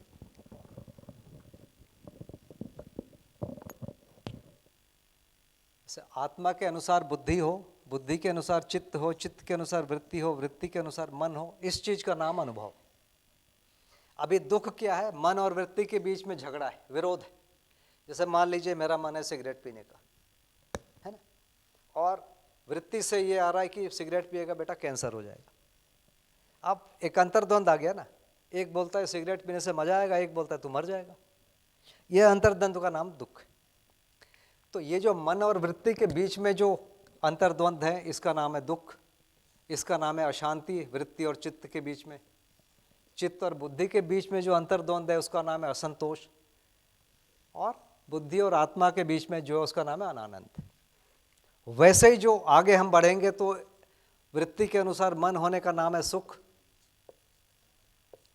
चित्त और वृत्ति के बीच में जो चित्त के अनुसार वृत्ति होगा उसका नाम है शांति, बुद्धि और चित्त के बीच में एक रूपता हुई इसका नाम है संतोष, और आत्मा और बुद्धि के अनुसार एक रूपता हुई तो इसका नाम है आनंद। तो यहां सारी साधना का मतलब क्या है? आत्मा के अनुसार बुद्धि, बुद्धि के अनुसार चित्त, किसके अनुसार वृत्ति, वृत्ति के अनुसार और मन के अनुसार शरीर चले। ये 5 में एक रूपता हो गई, उसको अनुभव कह रहे हैं।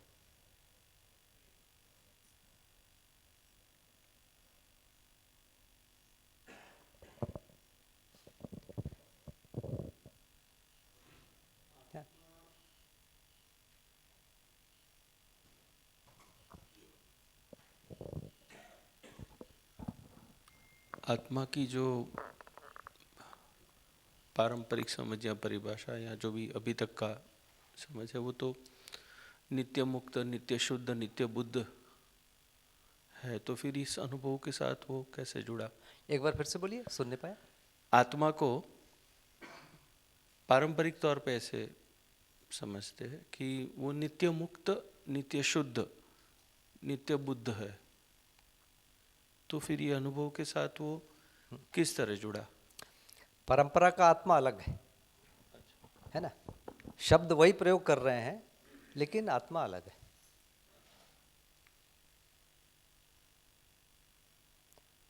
थोड़ा सा कंफ्यूजन यही होता है कि उन जगह पर परिभाषाएं भिन्न है, यहाँ भिन्न है। तो इसीलिए मैंने अभी निवेदन किया कि मन, वृत्ति, चित्त, बुद्धि और आत्मा ये पांचों अविभाज्य है, ये कभी भी अलग होते नहीं है, हो नहीं सकते। मोक्ष यहाँ क्या है या अनुभव क्या है? आत्मा के अनुसार बुद्धि होना, बुद्धि के अनुसार चित्त होना, चित्त के अनुसार वृत्ति, वृत्ति के अनुसार मन, मन के हिसाब से शरीर। इतना पूरा होने को हम अनुभव कह रहे हैं।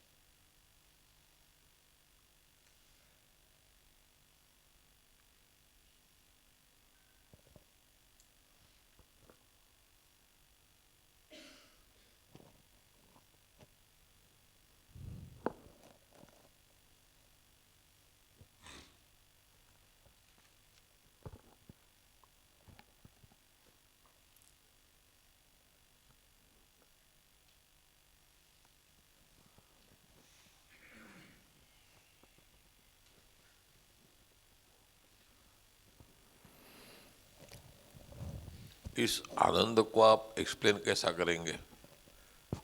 आत्मानुभव का अंतिम स्वरूप तो आनंद में है जी। तो उसका आप किस तरह से बतला पाएंगे व्यापक स्वरूप में? जी, ये एक तो जीवन क्रिया है। जो सबसे पहली बात जो हम कह रहे हैं कि ये सब क्रियाएं हैं। मन एक प्रकार की क्रिया है, उसका नाम है आस्वादन। वैसे ही बुद्धि एक प्रकार की क्रिया है, उसका नाम है बोध। आत्मा एक प्रकार की क्रिया है, उसका नाम है अनुभव। ये सारी क्रियाएं हैं, बिना क्रिया के कुछ भी नहीं होगा। तो क्रिया और भाव का एक सीधा सीधा संबंध है। जैसे मान लीजिए कि मैंने किसी का गला काट दिया, किसी व्यक्ति का, उसको देख के किसी में क्या आएगा? भय आएगा कि खुशी आएगी? भय ही आएगा। तो क्रिया और अनुभव का कोई संबंध है और वो अविभाज्य। तो सारी चीजें यहां इस रूप से डेवलप हुई है। मैंने किसी को मार दिया, बोला मैं तेरे को बहुत प्यार करता हूं इसलिए मार दिया, ये नहीं होता है। तो सारी चीजें क्रियाओं से जुड़ी हुई है। तो आत्मा की क्रिया होने के लिए नीचे वाली क्रिया माने बुद्धि आत्मा के अनुरूप होनी पड़ेगी, चित्त ऐसा होना पड़ेगा। तो पूरा एक क्रिया का सेट आएगा। वो पूरा करने का फल का नाम है अनुभव। अनुभव अलग अलग क्रियाओं का फल है। किसी एक निश्चित क्रिया का फल है अनुभव। जैसे किसी एक निश्चित क्रिया का जो फल है दुख, कुछ करूंगा उसका फल दुख, कुछ करूंगा उसका फल है सुख। बिना किए नहीं है कुछ भी चीज।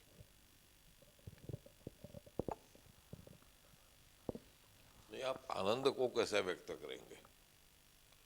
क्योंकि वो की क्रिया में से ही जो आनंद निर्माण होता है, यानी आत्मानुभव कि वो परिवर्तित हो जाता है आनंद में, या उसका जो क्रिया जो है आनंदमय हो जाती है।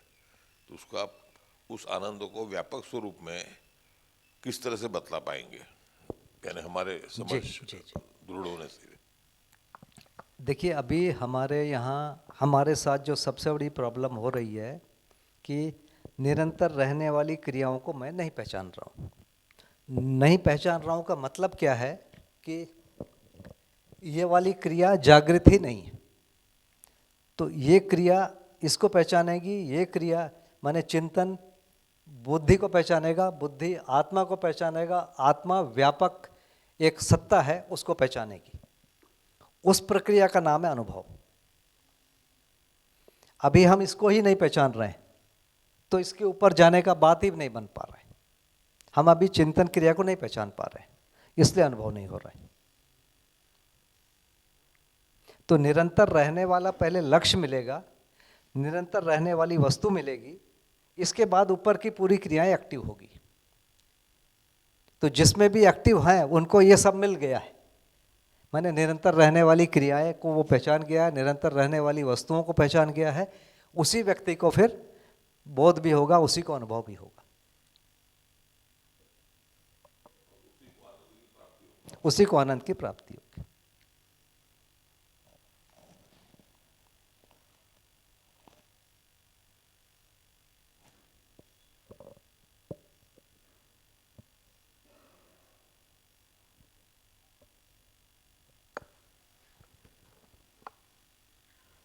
ये जो मन, वृत्ति, चित्त, बुद्धि, आत्मा है, इसका एक पूरा सर्कल बन जाए और उस लेवल पे मतलब सिंक्रोनाइज हो जाए ये सब कुछ, ठीक है, एक दिशा में अलाइंड हो जाए, तो फिर दुख मनाने के विषय समाप्त हो जाएंगे, तो बचा सुख।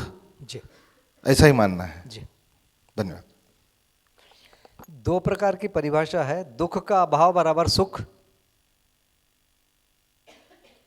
माने दुख नहीं है तो सुख। दूसरा, सुख भी कोई वस्तु है, ऐसा करने का फल सुख।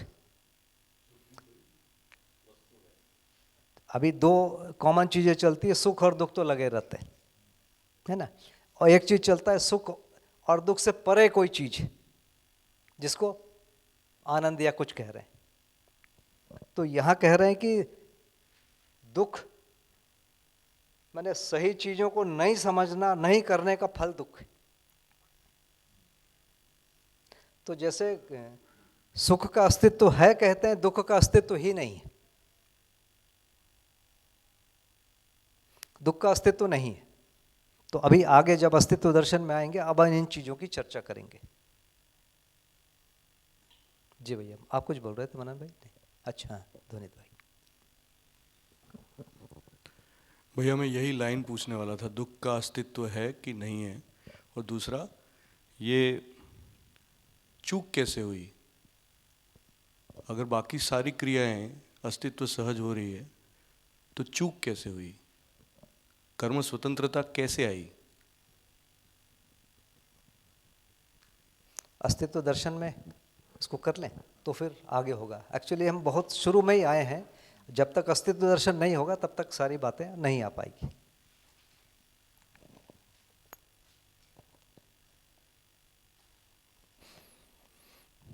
तो आप लोग जो यहाँ स्टूडेंट हैं फर्स्ट ईयर के, वो लोग पूछ सकते हैं, सेकेंड ईयर वाले भी पूछ सकते हैं, छठवें साल वाले भी पूछ सकते हैं।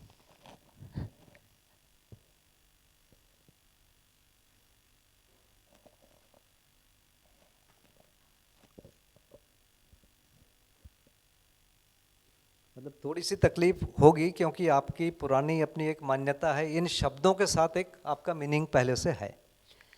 अब यहाँ पर उन शब्दों से वो मीनिंग नहीं आएंगे, उन्हीं शब्द तो वही रहेंगे, मीनिंग बदलेगा। जी भैया। मेरी आनंद की परिभाषा और आपकी आनंद की परिभाषा में अंतर हो सकता है? अभी तो है ही। जब आत्मा आनंद का अनुभव कर लिया तो उसकी मुक्ति क्यों चाहिए? उसी का नाम मुक्ति है। आत्मा ने आनंद का अनुभव कर लिया, उसी का नाम मुक्ति है। आत्मा को मुक्ति क्यों चाहिए? आनंद चाहिए। जैसे मुझे सुख चाहिए, क्यों चाहिए? क्यों का उत्तर ही नहीं, चाहिए ही चाहिए। जैसे शांति क्या चीज है और अशांति क्या चीज है? मेरे विचार और इच्छा में एक रूपता नहीं है, इसका नाम है अशांति। जैसे मान लीजिए मैंने ताजमहल देख लिया, अब मैं चाहता हूं कि मैं भी ताजमहल बनाऊं। अब मेरे को प्रॉब्लम यह है कि ताजमहल के लिए पैसे कहाँ से आएंगे, वो कारीगर कहाँ से आएंगे, वो ठेकेदार कहाँ से आएगा, वो ज़मीन कहाँ से मिलेगी। अब ये मेरे अंदर तंग करता रहेगा ये।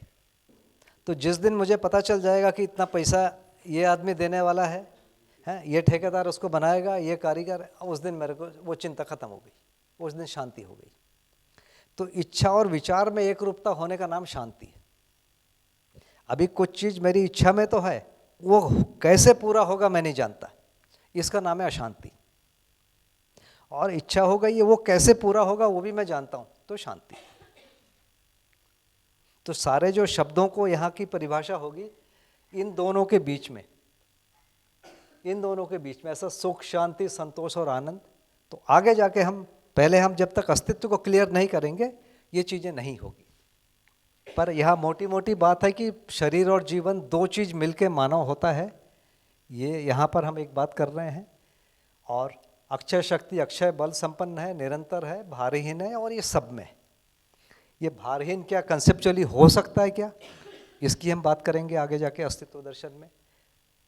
निरंतर कोई चीज़ हो सकता है तो निरंतर होने की कंडीशन क्या है ना, निरंतर को डिफाइन कैसे करेंगे।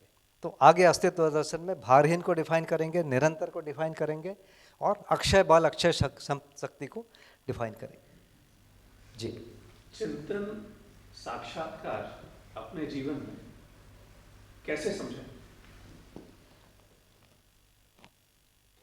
एक तो जैसे मोटा मोटी बात है कि मेरे को यहाँ का कोई काम करना है और मैं काम कर रहा हूँ, मैं चाहता नहीं हूँ और काम करना पड़ रहा है, उस समय दुख। मैं चाहता हूँ और वो काम करने मिल गया तो सुख। मैं चाहता हूँ और कर नहीं पा रहा हूँ तो वो भी दुख। तो सारे प्रॉब्लम क्या है, मैं कुछ चाहता हूँ वो कर नहीं पा रहा हूँ, या मुझे कुछ करना पड़ रहा है मैं नहीं चाहता हूँ। तो सुख कैसे होगा, क्या करने योग्य है वो मुझे समझ में आ जाए, उसको मैं करना चाहने लगूं और करने का अवसर भी मिल जाए। इन तीनों की कंडीशन पूरी होने पर सुख होता है। अभी चूक कहाँ जा रही, क्या करने योग्य है वो मैं नहीं जानता, मैंने कहीं से कुछ सुन के अपना कुछ बना लिया है, एक प्रॉब्लम यहाँ पर है। दूसरा, फिर उसको करने वाले प्रॉब्लम में तो बार बार आगे है ही। तो सारी मुख्य जो गलती है वहाँ पर है, क्या करने योग्य है वो मुझे नहीं पता है। पता नहीं है क्या मतलब, भाषा के रूप में मैं बहुत बढ़िया मंच में बोल लेता हूँ, लेकिन जब मेरी ज़िंदगी में डिसीजन लेने की बात होती है या करने की बात होती तो मैं आसक्ति के कारण वो गड़बड़ करता हूँ। आसक्ति का मतलब जो चीज़ का जितना वैल्यू है मैंने उसको उससे ज़्यादा हाई वैल्यू दे दिया है, या इससे उल्टा भी होता है, जिसका हाई वैल्यू है उसको मैंने लो वैल्यू दे दी है। अब जो मानव तीर्थ में रहता है उसको मैंने हाई वैल्यू दे दिया है ना। जो मेरे बच्चे हैं, भाई बहन हैं, उनको मैंने हाई वैल्यू दे दिया, उनकी मुझे गलतियां नहीं दिखती है, उनकी मुझे अच्छाइयाँ ही दिखती है, ये भी प्रॉब्लम।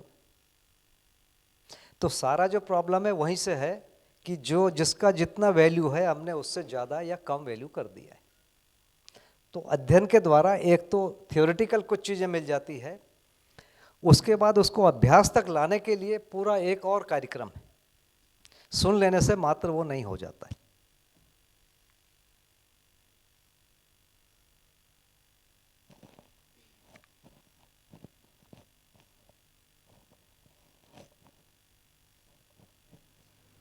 विनय जी ने जो बोला उसी धागे को पकड़ के यदि मैं निरंतर आनंदी रहूं, आनंद निरंतर है,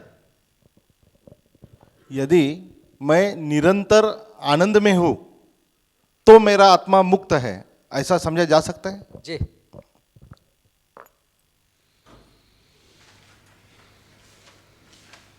जी जी बताओ भैया। जीवन के लिए परिभाषा क्या थी कि क्रिया और अनुभव का सम्मिलित स्वरूप, वो जीवन ऐसा। जीवन की परिभाषा नहीं, वो क्रिया और भाव, वो दो चीजें बताई ना जीवन के लिए, वो थोड़ा क्लिक नहीं हुआ कि क्रिया है और भाव, क्योंकि भाव भी तो ये क्रिया ही है। देखिए, कोई भी चीज़ पूरे इसमें देखेंगे तो हर चीज़ क्रिया है, और वो जो क्रिया है किसी बड़ी क्रिया का पार्ट है। जैसे पृथ्वी जो है अपनी धुरी पर घूम रही है, वो उससे बड़ी जो क्रिया है सोलर सिस्टम उसका पार्ट है। तो ये जो सेट बन पाता है, ये यदि हमारी ज़िंदगी में बन जाए, जैसे मैं हूँ, हमारा परिवार उससे बड़ा है, मैं उसका पार्ट हूँ। हमारा परिवार है, इस संस्थान का पार्ट हुआ, ये संस्थान यहाँ का जो व्यवस्था है उसका पार्ट है। तो अपने से बड़े में हम यदि समर्पित हो पाते हैं तो वहाँ सुख है। तो हर क्रिया के साथ ऐसा कोई ना कोई चीज जुड़ा हुआ है। हर क्रिया या फिर अपने से बड़ी क्रिया में के पूरक है या उसको नुकसान कर रही है हर समय। जैसे मैं कुछ भी कर रहा हूं या फिर मैं यहाँ की व्यवस्था को मजबूत कर रहा हूं या उसको बिगाड़ रहा हूं।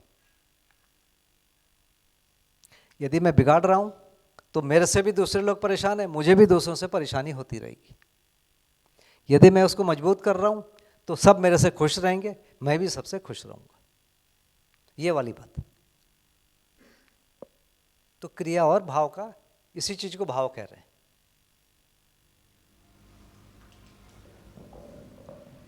तो यानी इस तरीके का रिलेशन को पहचान पाना, और ये क्योंकि हम पहचान पा रहे हैं इसलिए भाव भी जुड़ गया क्रिया के साथ, ऐसा?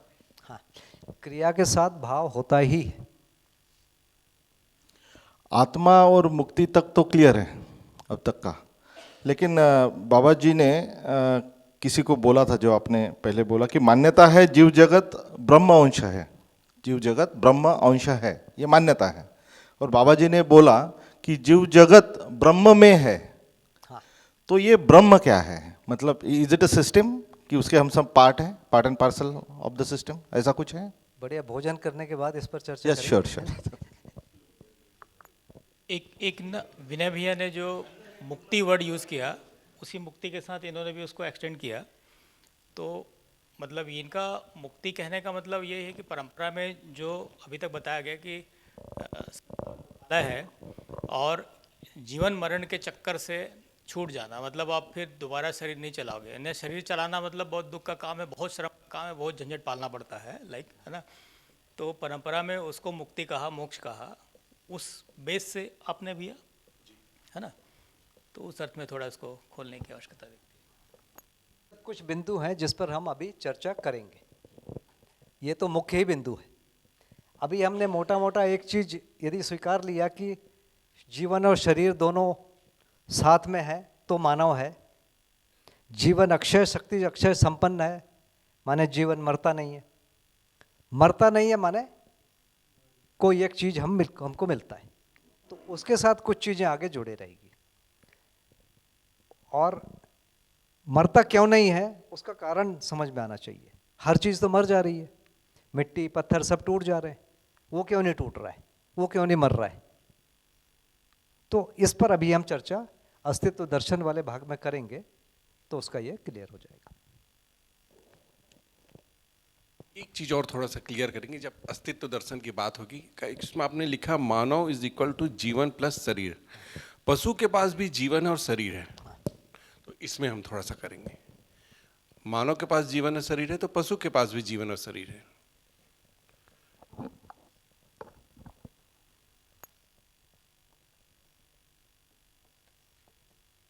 ये भी लिख दिया, ये भी सही है। उससे मेरी सहमति है। माने आगे अस्तित्व दर्शन पर उसकी थोड़ी सी चर्चा होगी, जरूर होगी। अब चूंकि अब समय पूरा हो गया,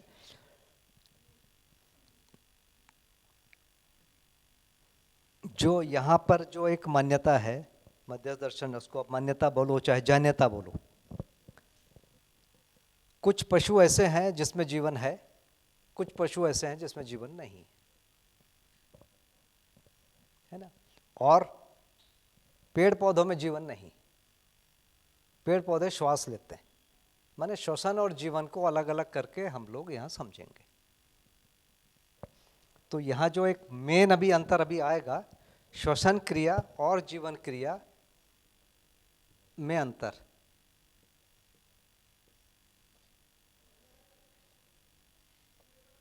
अभी जो है श्वसन और जीवन दोनों को एक ही मान रहे हैं,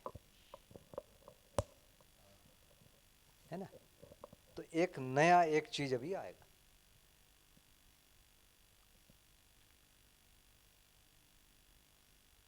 जी बताओ भैया।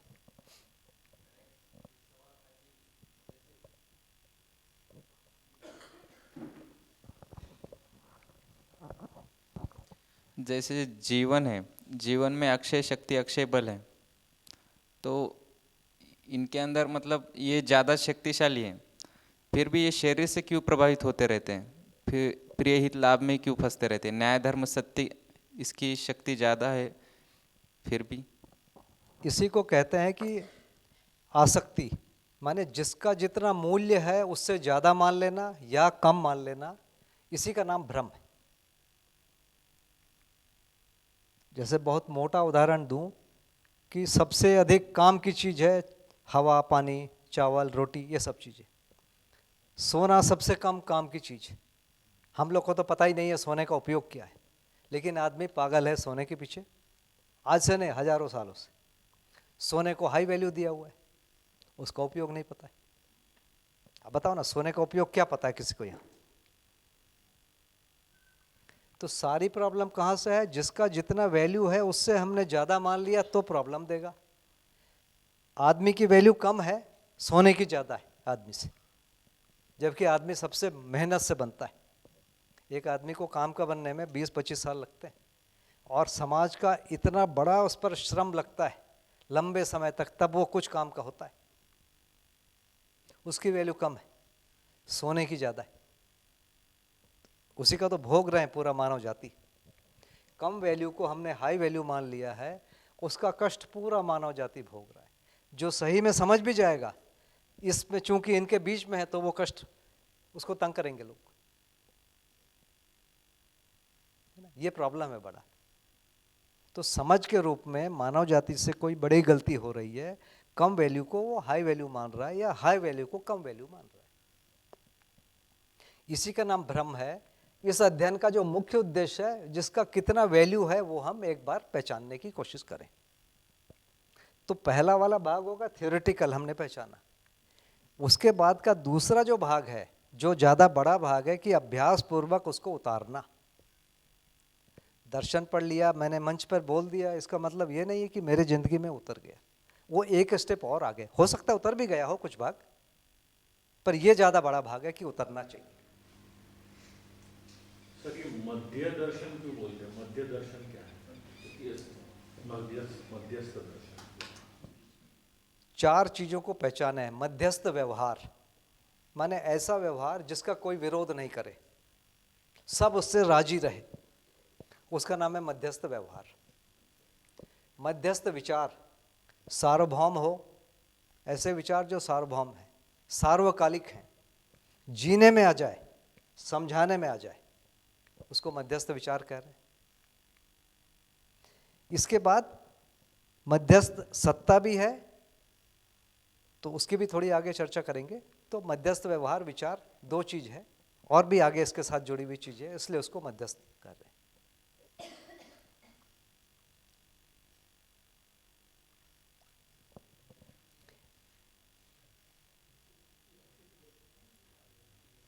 अस्तित्व दर्शन में ये पूरी चीज़ें आ जाएंगी एक एक करके, है ना।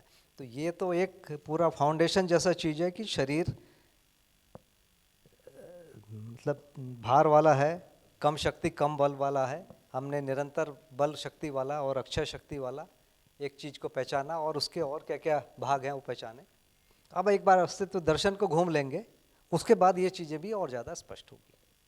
एक तो शब्दावली भी पूरी नहीं है आपका, ज़्यादातर लोगों का उसके साथ कोई अर्थ जुड़ा हुआ है।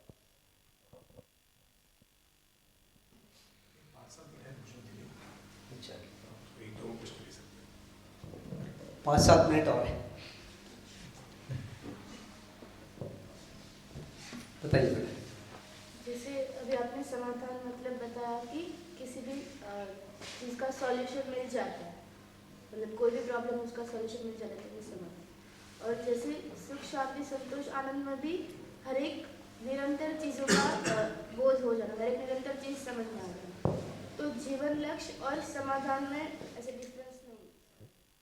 जीवन लक्ष्य और समाधान में अंतर नहीं है। मानव के रूप में जो कर रहे हैं उसको मानव लक्ष्य, मानव में करने वाला जो भाग है उसका नाम है जीवन, उसका लक्ष्य जीवन लक्ष्य। देखिए, आप जो अभी पूछे ना, एक और कॉमन बात बताता हूं कि अभी हम लोग क्या सोचते हैं, समस्या आया उसका समाधान करेंगे।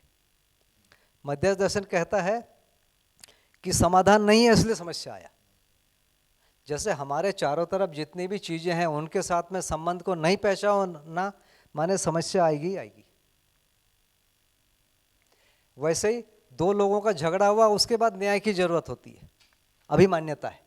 मध्य दर्शन क्या कहता है कि यदि दो लोगों में अच्छा व्यवहार है तो न्याय है ही, न्याय नहीं हुआ इसलिए अन्याय आया। तो हम क्या मान रहे हैं, गलत के बाद सही को करना, जो कॉमन मान्यता है। मध्य दर्शन क्या करता है, सही की समझ नहीं है इसलिए गलतियां सब आ रही। तो न्याय हर समय होगा, न्याय का अभाव अन्याय है, वैसे समाधान का अभाव समस्या है। तो संबंध को पहचान रहे हैं तो समाधान है, नहीं पहचाने तो कल न परसों न आज न आगे हमको दिखेगा ही दिखेगा कि समस्या है। अभी हमारा पूरा प्रैक्टिस क्या है, समस्याओं का समाधान करो।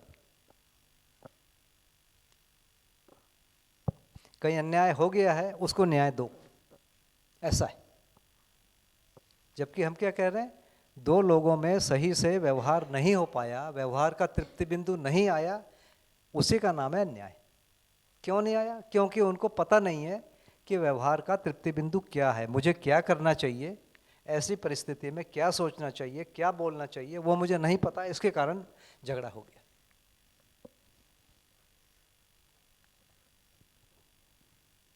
जी भैया माइक दे दीजिए।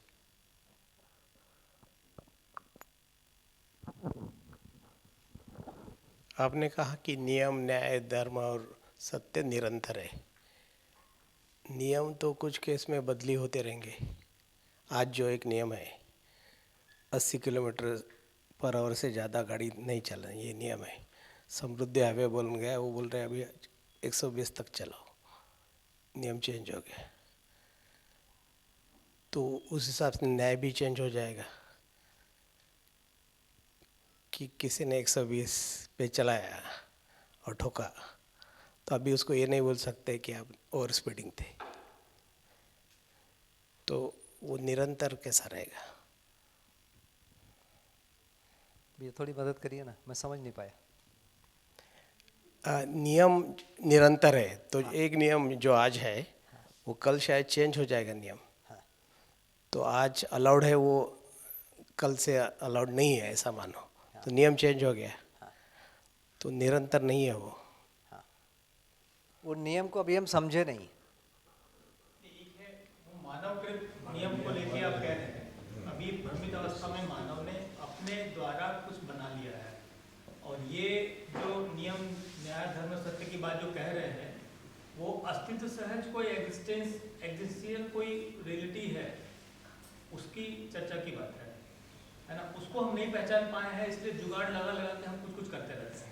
मतलब प्रॉब्लम को, अभी थोड़ी देर पहले बात है ना, प्रॉब्लम को सॉल्व करने के लिए हम लोग सोचते हैं, है ना। वो रियलिटी को नहीं पहचान पाए हैं, उस संबंध को नहीं पहचान पाया है, इसलिए प्रॉब्लम आते हैं। उसके लिए जुगाड़ लगाते हैं, 80, 90, 100, 60, कहीं पे 40 का भी है, कहीं 25 का भी है।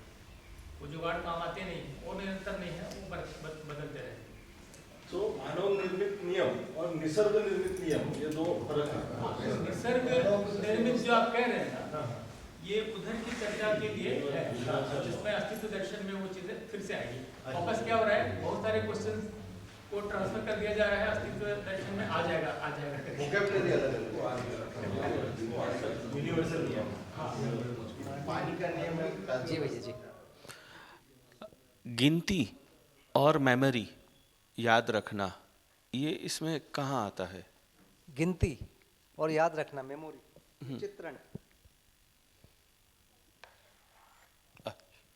जितनी भी चीजें हमने किया है, देखा है, ये चारों में जो हुआ वो यहाँ रिकॉर्ड होता है और नया नया भी बनाता रहता है। चित्र ग्रहण और चित्र रचना। भैया हमने निरंतर वस्तु के रूप में सुख, शांति, संतोष और आनंद को पहचाना, और सुख के रूप में हमने देखा कि मन और वृत्ति में जब हार्मनी आ रही है तब हमें सुख आएगा। लेकिन वृत्ति में हमारे पास एक चीज़ आई, तुलन। तुलन में प्रिय हित लाभ निरंतर नहीं है, और न्याय, धर्म, सत्य एक ऊपर की वस्तु है। तो लगता है कि सत्य और धर्म तभी समझ आएगा जब हमें अनुभव हो जाएगा। तो क्या ऐसा कहना ठीक होगा कि अनुभव से पहले सुख भी नहीं मिल सकता, मन और वृत्ति में भी सामंजस्य नहीं होगा? अनुभव से पहले नहीं मिल सकता। हाँ, मतलब इसको समझना है, क्योंकि तुलन वहाँ पे एक दृष्टि है, चीज़ है, और तुलन में हमारी जो दृष्टि है न्याय धर्म सत्य की भी है, और न्याय धर्म सत्य मुझे लगता है कि अनुभव होने से पहले नहीं आ पाए, न्याय आ जाएगा, धर्म और सत्य की पहचान अनुभव से पहले नहीं होगी। ऐसा नहीं है। तो समझ के तो न्याय आएगा, न्याय आएगा तो फिर धर्म आएगा, फिर सत्य आएगा। क्रम है ना एक। क्रम कैसा है? बढ़िया आपने प्रश्न पूछा। अस्तित्व जब तक स्पष्ट नहीं होगा तब तक धर्म स्पष्ट नहीं होगा, तब तक फिर न्याय नहीं स्पष्ट होगा। तो समझने के क्रम में पहले सत्य समझ में आएगा, उसके बाद धर्म समझ में आएगा, उसके बाद न्याय समझ में आएगा। लेकिन जो अनुभव का क्रम है, जो सुख पाने का जो क्रम है, पहले न्याय का सुख मिलेगा, फिर धर्म का मिलेगा, फिर सत्य का मिलेगा। तो जैसे ऐसा कहना ठीक रहेगा कि मेरे अगर मन और वृत्ति में हार्मनी है, मुझे सुख तो मिल रहा है, लेकिन चित्त और बुद्धि का स्टेप अभी सक्रिय नहीं हुआ इतना हार्मनी वाला, तो मेरे में सुख बना हुआ है लेकिन संतोष नहीं बना हुआ। ऐसा हो सकता है? हाँ, बिल्कुल होगा।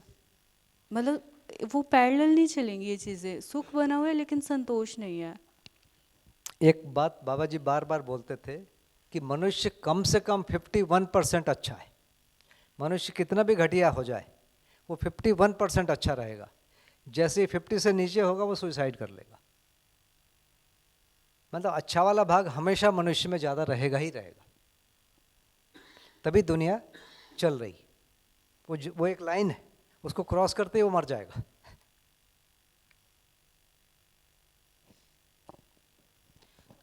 एक चीज़ और थोड़ी सी समझनी थी, जो आपने विचार में 3 चीज़ें बोली, क्रिया, काल और निर्णय, तो इसको थोड़ा सा और एक्सप्लेन करेंगे, क्रिया और काल को?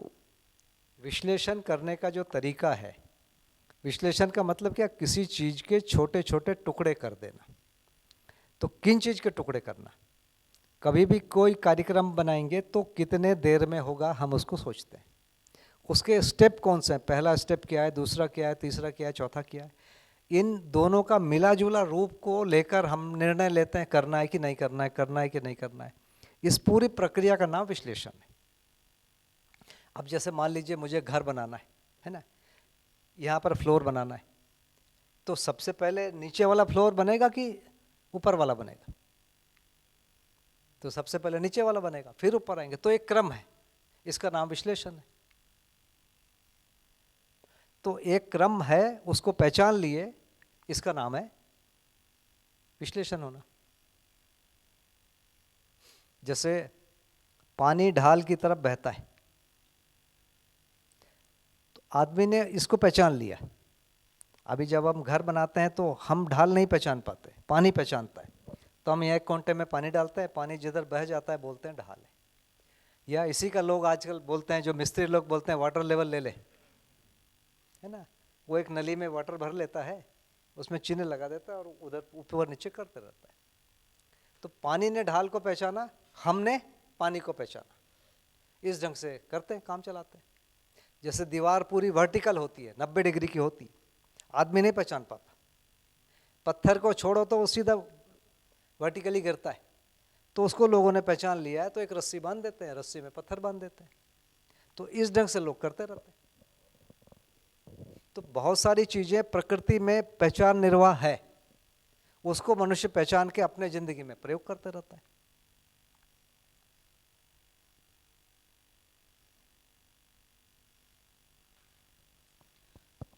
परंपरा में संकल्प को जो बोला गया और यहाँ पे जो संकल्प को बोला गया, इसको थोड़ा सा अच्छे से चित्रण नहीं कर पा रही हूँ। देखो जैसे बेटा, परंपरा 10,000 है, माने हमारे यहाँ भारत में ज्ञान की कम से कम 10,000 शाखाएं। उसमें आप किसको लेंगे? उसमें से कम 25 में इसके मीनिंग अलग है ना, बाकी 9,000 में एक जैसा होगा। तो वही तो चक्कर है। इसलिए परंपरा को अध्ययन करना है तो वहीं जाइए, उस परंपरा में जाके करेंगे तो उत्तर मिलेगा। उस परंपरा को यहाँ पूछेंगे तो बड़ी मुश्किल होगी, है ना। यहाँ पर पूरी एक शब्दावली है, एक अलग प्रकार प्रक्रिया है, उससे आपको करना पड़ेगा। तो परंपरा में मैं भी नहीं जानता, है ना, एक आध का पता भी होगा मुझे, पर आप किसी दूसरे का जानना चाह रहे हैं, है ना। भारत में ज्ञान की, मैं सोचता हूँ कि ज्ञान प्राप्ति की 10,000 शाखाएं हैं, मतलब एक एक शाखा में सैकड़ों उप है। जैसे किसी गणेश की पूजा करना है तो उसकी 50 विधियाँ हैं, है ना, एक ही मंत्र है, उस मंत्र में कुछ कुछ संपुट लगा के 50 विधियाँ हैं। तो इतनी शाखाएं और उप शाखाएं बनी हुई है कि उसको बहुत ही मुश्किल है कुछ कर पाना। इसीलिए वहाँ नहीं जाएंगे हम, है ना। थोड़ी बहुत चर्चा हो सकती है, जब एकदम आप दोनों में अंतर बोलेंगे तो फिर आपको कोई एक परंपरा को बोलना पड़ेगा, इसमें ऐसा बोला गया है तो फिर इसमें, तब हम बता पाएंगे कुछ। तो बढ़िया, घंटी बज गई है भैया, 3 बजे मिलते हैं। और ऐसा लगता है कि आप लोगों में थोड़ी क्यूरियोसिटी बन गई है, तो अस्तित्व दर्शन को आकर उसमें बहुत सारा चीज़ पूरा हो जाएगा। जी, भैया का बहुत बहुत धन्यवाद। सब भी अच्छे से ध्यान से बैठ पाए, सभी का बहुत धन्यवाद। तो भोजन के लिए भी चलते हैं और 3 बजे हम यहाँ मिलेंगे। और भोजन के बाद आप में से कुछ आराम करना चाहते तो कर सकते हैं, जो बाहर से अगर वो भी आराम करना चाहते तो हमको संपर्क कीजिए, कोई एक रूम आपके लिए खोल देंगे, नहीं तो भ्रमण के लिए जगह खुली हुई है।